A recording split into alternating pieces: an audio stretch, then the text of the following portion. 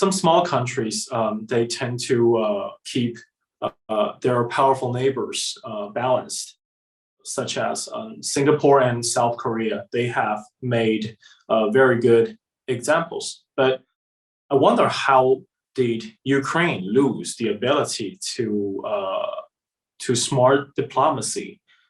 Like they had to. Yeah, that's my question. Well, so Ukraine chose for itself a Western orientation that is highly debated within Ukraine. Again, from my perspective, a large portion of Ukraine, what we traditionally think of as Eastern Ukraine, has been oriented toward Russia, feels close to Russia, is sympathetic to Russian concerns. Even though they see themselves as loyal Ukrainians, they just have that affinity. In the western part of Ukraine, they do not have that affinity. As a matter of fact, they tend, it's not universal, but there are many that tend toward antagonism toward Russia. So the Maidan in 2014 was the triumph of Western Ukrainian attitudes over the East. And in subsequent years, the imposition of a Galician, that's the term, the historical name for the westernmost region of Ukraine, that mentality, that perspective became the standard for Ukraine, for what it meant to be Ukrainian. There's always been a struggle over who gets to define the real Ukrainian between East and West.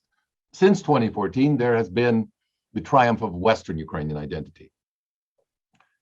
And as a result, a number of steps were taken to not only divorce Ukraine from Russia economically, politically, culturally, religiously, but to integrate into Western institutions. I think the economic aspect of this, while Russia didn't favor it, Russia did not perceive the economic integration into the European Union as a threat to its survival. But when Ukraine changed its constitution to make the pursuit of NATO membership an obligation for all future Ukrainian governments, it became a matter of, from Russia's perspective again, the transformation of Ukraine into a NATO military forepost. Even in the context of membership or non-membership, however, Russia highlighted what was the real issue, which was the advancement of NATO's military infrastructure into Ukraine and therefore closer to Russia. This was perceived by Russia as an existential threat.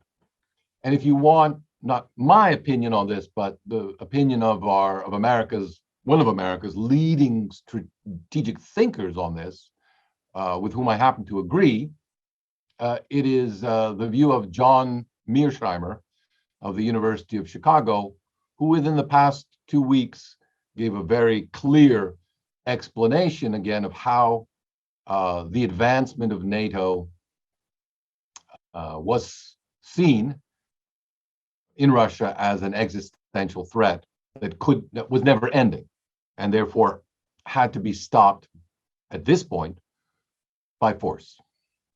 Okay. So, by the way, what do you think of the former president Poroshenko's policy of Ukrainianization? Is it promoting Ukrainian language and culture and cutting cultural ties with Russia? Did it play a role in deepening the tension with Russia in the conflict? Ukrainianization has been underway for decades. And actually, most Ukrainians, no matter what their cultural affinity, whether Russophile or Russophobe, in general support the promotion of the Ukrainian language and the use of the Ukrainian language. The issue, however, is how much that promotion should be done by force. In other words, it makes sense to most people, I think everywhere, that the government might, for example, sponsor, give money for to support Ukrainian movies, support Ukrainian publishing, encourage the use of the Ukrainian language in a lot of public venues.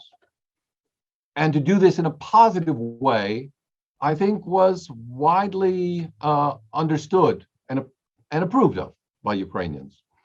Where it became a problem is when the government began to ban the use of Russian, which is native and the language preferred by, well, let's say most conservatively, a third of the country.